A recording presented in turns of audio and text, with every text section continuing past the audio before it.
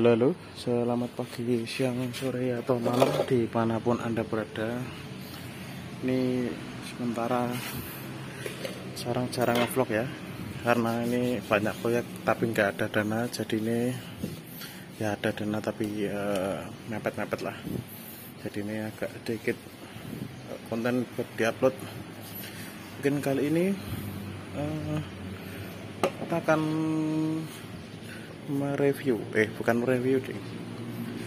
mengasih saran bagaimana cara memilih knalpot untuk RC series.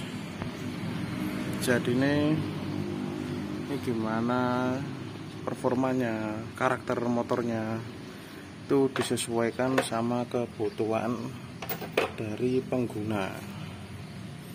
Yang pertama, dalam memilih knalpot ini saya sambil beres-beres ya. Ini habis cat pelek. Nah, kembali lagi ke tadi, bagaimana cara memilihnya biar knalpot itu enak buat kebutuhan masing-masing pengguna. Kan mungkin ada yang tanya, Mas, ki knalpot buat spek ini penai piye, harian penai piye, performance penai piye. Nah, ini sekalian aja ya, mumpung ada materinya atau mungkin pembahasan atau beserta contoh-contohnya. Yang pertama, ini ada daftar. Ini tadi habis tes, masih panas.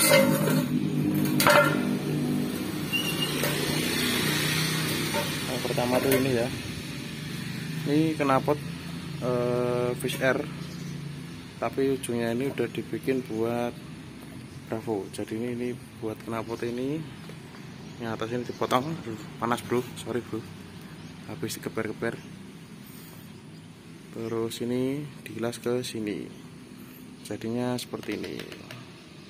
Bisa bongkar pasang, mudah untuk dibersihkan. Nah, terus buat pemilihan karakter ini saya pakai standar Tornado, punya kristal buat dudukan ininya, jadi biar bisa PNP kan. Terus buat Tornado ini karakternya, kalau buat spek motor standar RC buat stroke 46-48, terus diameter seker masih di bawah 56, itu pakai knalpot tipe ini cocok. Jadi buat pemilihan knalpot itu, kenapa ini leher kecil terus ininya sampai ini besar. Nah, itu ada hitungannya. Jadi semakin besar ini gembung ini, maka diperuntukkan buat RPM atas. Nah, kalau ininya semakin besar, volumenya ini semakin besar, itu semakin untuk high performance, RPM atas sekali. Contohnya ini ya, ini buat Fish Air. Nanti kalau enak mas, enak. Ini knalpot volumenya lebih besar daripada punya RC atau Tornado. Ntar tuh panas bro. Bisa dilihat, ini kalau tempel seperti ini volumenya besar banget ya. Ini knalpot di bekas sih, ini volumenya besar.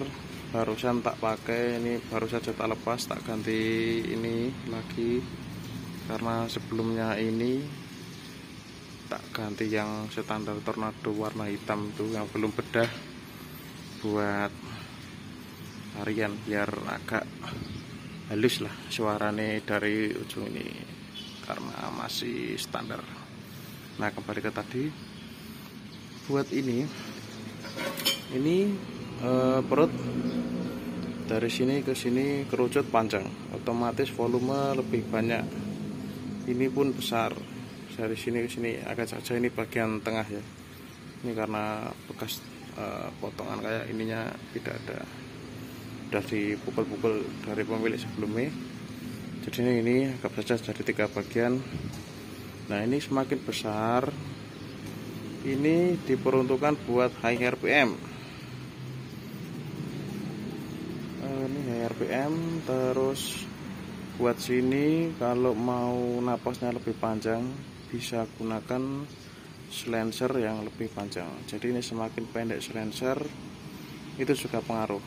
Kalau saya sudah meriset yang knalpot kristal yang buat spek semi Enderbur ya, karena magnetnya masih standar.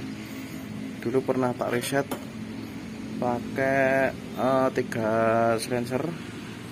Itu silencer dari yang 20 cm, 25, 28, 30 lah.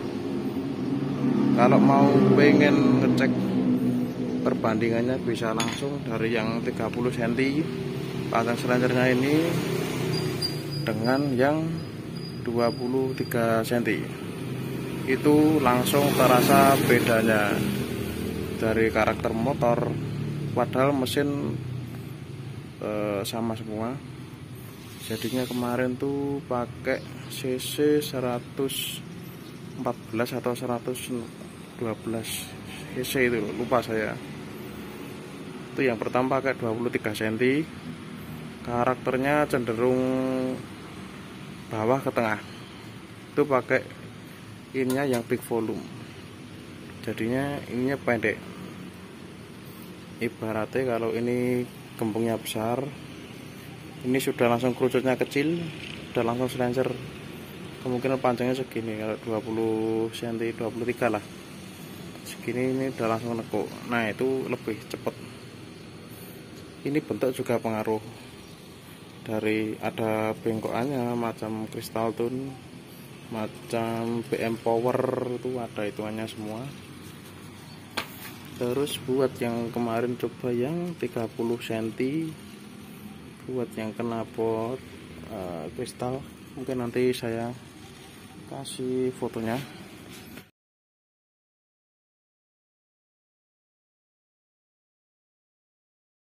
Waktu pakai yang 30 cm itu, kalau ada ya, tapi ya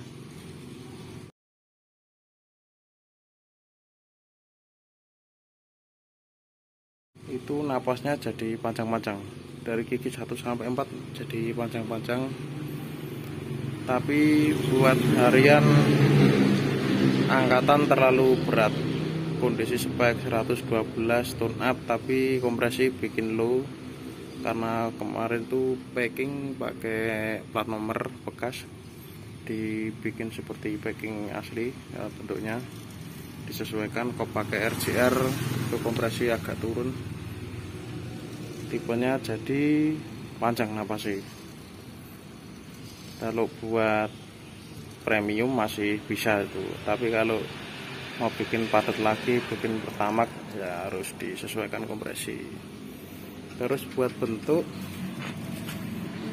kalau yang pengen tipe angkatan atau harian enak, itu diameter jangan melebihi diameter dari standar motornya itu sendiri.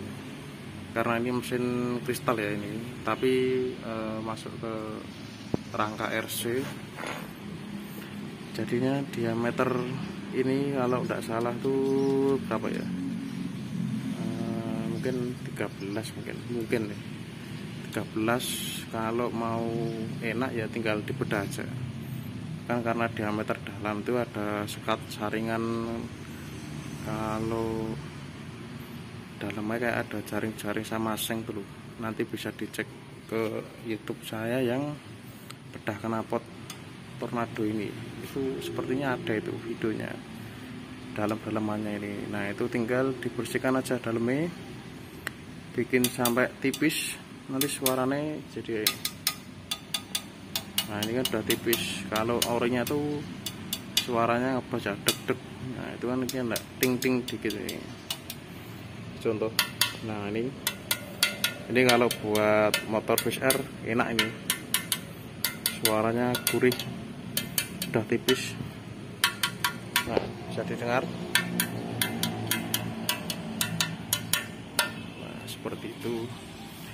Buat angkatan biar lebih cepat, ini diameter leher saya masih standar, masih ori punya Tornado, mungkin lupa saya.